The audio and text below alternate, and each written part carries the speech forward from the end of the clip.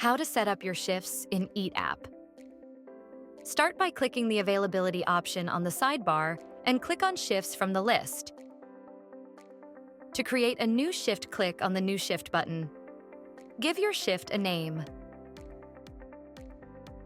If you want a one-off shift that starts and ends between a set period, choose One Time here. For recurring shifts that are to be active on specific days of every week, choose Recurring here. Fill in the start and end dates. Remember, recurring shift lets you choose what days of the week the shift is active on, while in one-time shifts will run every day between the start and end date. Set the first and last accepted reservation time for the shift.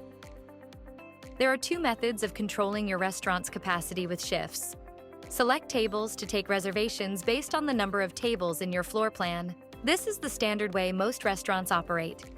However, you can select volume to set a maximum number of guests for the entire length of the shift. Note that choosing this option will ignore the number of tables and chairs on the floor. Time slot field allows you to select a time interval in which you can accept online reservations. For example, choosing 30 minutes here, you will allow guests to book reservations at 7 p.m., 7:30 p.m., 8 p.m., and so on.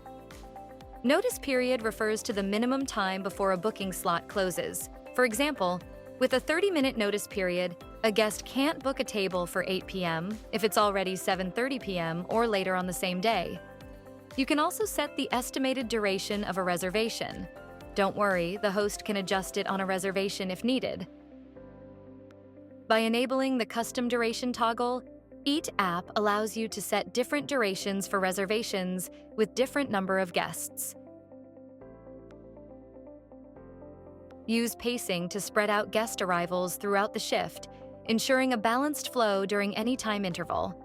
To learn more about pacing and how to set it up for your venue, do check out our video tutorial on setting up pacing.